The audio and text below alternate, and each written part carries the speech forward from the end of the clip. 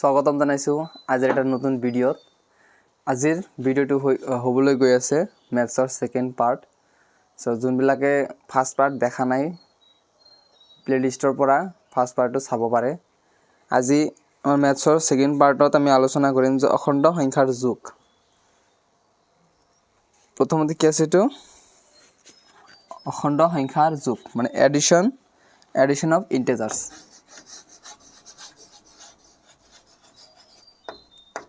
Addition of integers. আমি এতিয়া অখণ্ড সংখ্যাৰ কি কৰিম যোগ কৰিম যে পূৰ্ণ সংখ্যাৰ যোগৰ বিষয়ে আগৰ শ্ৰেণীত আমি শিকি আহিছো। এই অধ্যায়ত আমি অখণ্ড সংখ্যাৰ যোগৰ বিষয়ে আলোচনা কৰিম। আমাৰ যোনটো আগৰ ক্লাস আছিল মানে কি ক্লাস শ্ৰেণী আছিল ক্লাস 6 তাতে আমি কি শিকিছো যে পূৰ্ণ সংখ্যাৰ যোগ কেনেকৈ কৰে। পূৰ্ণ সংখ্যা মনত আছে কেনেকৈ কোনবিলাক পূৰ্ণ সংখ্যা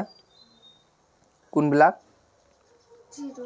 0 পৰা আৰম্ভ হোৱা 0 স্বাভাৱিক সংখ্যা আৰু 0 না তেকেটা হল পূৰ্ণ সংখ্যা। আৰু আজি আমি শিকি আছো যে অখণ্ড সংখ্যাৰ যোগ কেনেকৈ কৰিম। অখণ্ড সংখ্যা মনত আছে এইফালে কি আছে 0 আছে এফালে পজিটিভ এফালে নেগেটিভ না এফালে 1 2 3 4 এফালে -1 -2 -3 4 যিমান আছে গটেইখিনি কি হ'ব আমাৰ অখণ্ড সংখ্যা। তো সেইবিলাক যোগ আমি কেনেকৈ কৰিম আজি বুজিছা। একে চিহ্নযুক্ত দুটা অখণ্ড সংখ্যাৰ যোগ। প্ৰথমতে আমি কি চাম একে চিহ্নযুক্ত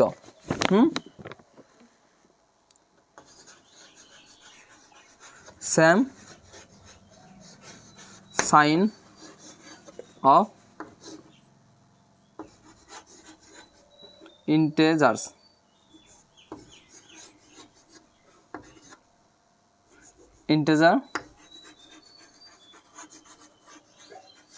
numbers ঠিক আছে। same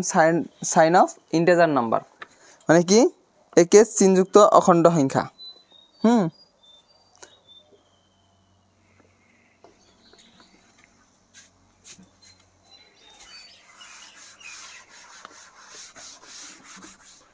প্রথমটো কি আছে আমাৰ একে চিহ্নযুক্ত। একে চিহ্ন হলে কি হ'ব যদি আমি প্লাস কও তেনেহলে +1 বা +9 এনেকুৱা যিমানে নাম্বার আছে 9 6 তো ইয়াতে প্লাস আছে ইয়াতে পজিটিভ আছে যিকোনো নাম্বার 2 5 ইয়া প্লাস ইয়া প্লাস এই দুটাৰ যোগফল হ'ব কিমান বুজিছা। একে চিহ্ন থকা যদি মাইনাস থাকে -10 -6 এই দুটা কেনেকৈ আমি যোগ কৰিম বুজিছা। -10 বা -6 আমি এই দুটা একেলগে কেনেকৈ যোগ কৰিম মানে একে হ'ব লাগিব চিহ্ন সেইবিলাক চিহ্নৰ আমি যোগফল শিকিম এতিয়া। কি হেতু চাম আমি কি হয় -20 আছে -5 আছে এই দুটা কেনেকৈ আমি প্লাস কৰিম বুজিছা। অলপ পিছতে গম পাবা মাইনাসে প্লাস কেতিয়া হয় আৰ মাইনাসে থাকে কেতিয়া। একে চিহ্নযুক্ত দুটা অখণ্ড সংখ্যাৰ যোগৰ ক্ষেত্ৰত প্ৰথমতে সংখ্যা দুটাৰ পৰম মান দুটাৰ যোগফল উলিয়াব লাগে। কি কৈছে একে চিহ্নযুক্ত দুটা অখণ্ড সংখ্যাৰ যোগৰ ক্ষেত্ৰত প্ৰথমতে সংখ্যা দুটাৰ পৰম মান দুটাৰ যোগফল উলিয়াব লাগে। পৰম মান কি হয় পৰম মান দুটাৰ যোগফল বাইৰ কৰিব লাগিব। মনত আছে না পৰম মান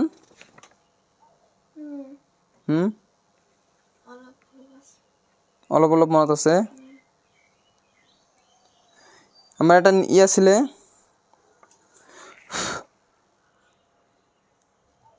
xৰ এটা অখণ্ড সংখ্যা হলে x যিকোনো এটা অখণ্ড সংখ্যা হলে x যদি যিকোনো এটা অখণ্ড সংখ্যা না এইটো হলে তোমাৰ এইটোৰ পৰমান কি হ'ব x হ'ব। কেতিয়া হ'ব যদি x টো শূন্যতকৈ ডাঙৰ নাইবা সমান থাকে শূন্যৰ সমান। এটোৰ অৰ্থ মনত আছে না is equal to is greater than is greater than equal কিবা আছে তো মানে সমান এইটোৰ সমান হ'ব এইটোৰ মান আমি নাজানো এসা এইটো মানে কি কিমান সংখ্যা 1 হ'ব পাৰে 2 হ'ব পাৰে 0 হ'ব পাৰে কি হ'ব আমি নাজানো কিন্তু কিবা এটা ধৰছে হা সেই সংখ্যাটো 0 হ'ব পাৰে সমান বুলি কৈছে না তাৰ পিছে আৰু এইটো আছে না মানে শূন্যত কৰি ডাঙৰ হ'ব মানে 0 1 2 3 এনেকুৱা হ'ব যিকোনো হ'ব পাৰে শূন্যৰ তলত নহয় শূন্যৰ সমান কথা কৈছে যে তো শূন্য হ'ব পাৰে শূন্যৰ ওপৰত হ'ব পাৰে মানে ডাঙৰ হ'ব পাৰে বুজিছা না তেতিয়া কি হ'ব সো x এর পরম মান x হ'ব তার পিছে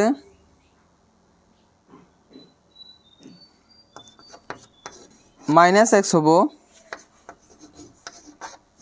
যদি x is greater less than 0 x তো কি হয় শূন্যত কৰি সৰু হয় মানে -1 -2 -3 -4 এনেকুৱা হয় বুজিছা তেতিয়া -x হ'ব এটো আমি x তো যিকোনো অখণ্ড সংখ্যা ধৰিছো এটো প্লাসতো হ'ব পাৰে মাইনাসতো হ'ব পাৰে 0 হ'ব পাৰে বুজিছা না এটো সংখ্যা যিকোনো হ'ব পাৰে যদি x এৰ মান কি হয় শূন্যত কৰি ডাঙৰ হয় বা সমান হয় তেতিয়া x হ'ব আমাৰ आंसर আৰ যদি x শূন্যত কৰি সৰু হয় তেতিয়া আমাৰ -x হ'ব শূন্যত কৰি সৰু হৈ যে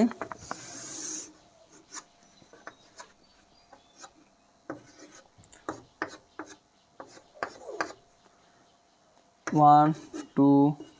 3 -1 -2 -3 এটো হল শূন্য হ্যাঁ শূন্যত কৰি ডাঙৰ হলে এফালে যাব মানে 1 হ'ব 2 হ'ব 3 হ'ব আর শূন্যত কৰি সৰু হলে -1 -2 -3 বুঝছা বাকি বিলাক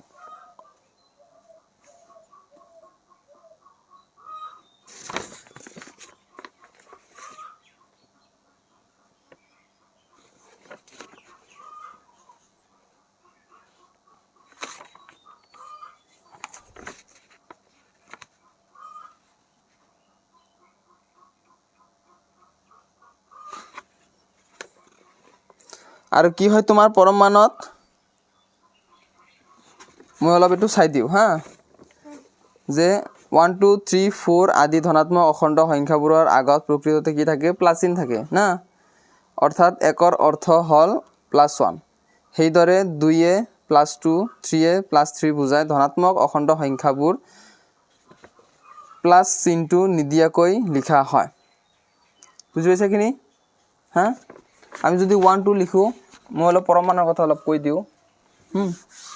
নহলে বুজি না পাবা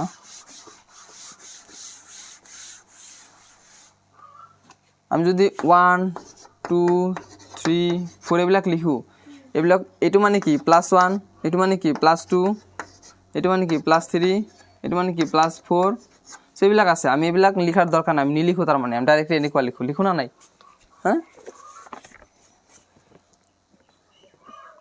ঋণাত্মক অখণ্ড সংখ্যাবোৰৰ ক্ষেত্ৰত সংখ্যাটোৰ সাংখ্যিক মানৰ আগত মাইনাস চিনটো দি ঋণাত্মক সংখ্যাটো বুজোৱা হয়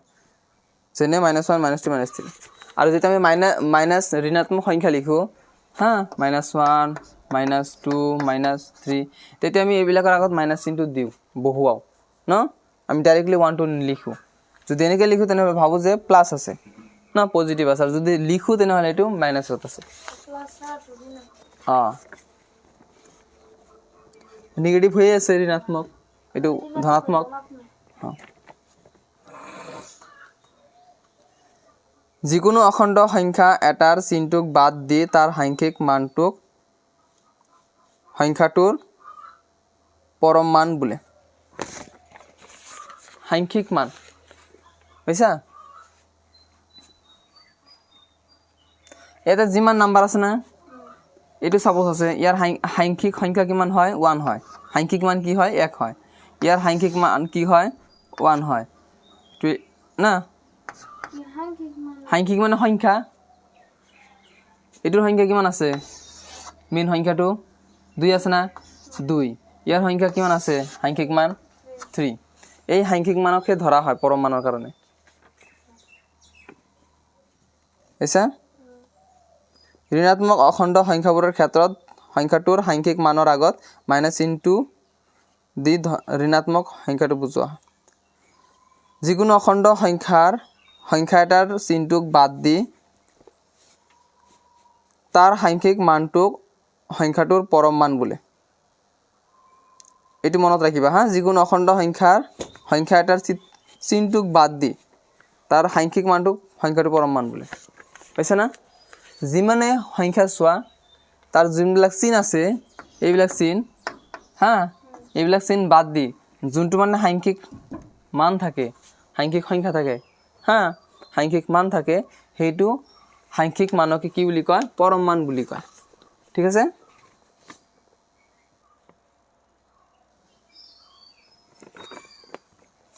যেনে তোমাৰ কি হৈছে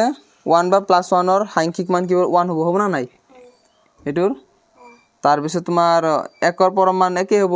1 ৰ পৰম মান 1 হ'ব হেদৰ 2 ৰ পৰম মান 2 হ'ব 3 ৰ পৰম মান 3 হ'ব আকৌ -1 ৰ সাংখ্যিক মান কি হ'ব -1 ৰ সাংখ্যিক মান 1 এই মাইনাস চিহ্ন जो আছে চিহ্নটো বাদ দিলে কি থাকিব এই সাংখ্যিক মানটো 1 থাকিব হেতু তাৰপিছত -2 ৰ 2 হ'ব -3 3 হ'ব এসা আর পরম মান বুঝার কারণে এইটু ব্যবহার করা হয় না মাজত লেখা হয় গতিকে 4 এর 4 হ'ব 5 এর 5 হ'ব 0 এর 0 হ'ব আর যিকোনো সংখ্যার পরম মান সদায় অঋণাত্মক মানে ঋণাত্মক নহয় এসা ঋণাত্মক হলে ঋণাত্মক কব আর অঋণাত্মক মানে ঋণাত্মক নহয় পাইছা তার মানে পজিটিভ হয় যিকোনো সংখ্যার সাংখ্যিক মান বুঝি পাইছা না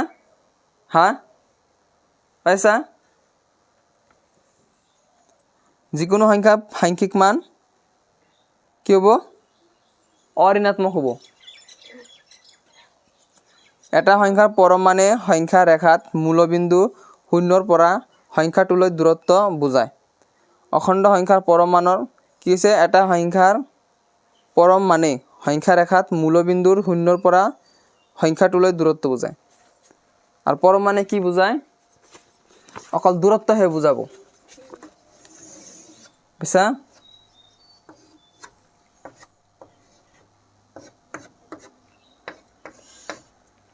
1 2 3 -1 -2 -3 সাপোজ এটোৰ সাংখ্যিক মান কি 2 তো ইয়াৰ পৰা যিমানখিনি দূৰত্ব আছে না এই দূৰত্বখিনি বুজাব সাপোজ ইয়াৰ সাংখ্যিক মান 3 হ'ব না অকল দূৰত্বহে বুজাব প্লাস মাইনাস আৰ একো নুবুজায় এসা পৰম মানে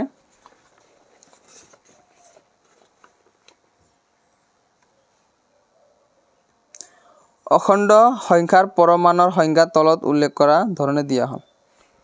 আৰু অখণ্ড সংখ্যাৰ সাংখ্যিক মান তে যে মই আগতে কৈছিলো x এটা কি হয় x যিকোনো এটা অখণ্ড সংখ্যা হলে পৰম মান কি হ'ব x হ'ব যদি ই হয় আৰু -x হ'ব যদি শূন্যত কৰি সৰু হয়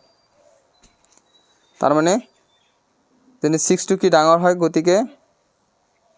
এটো পৰম মান এটো হ'ব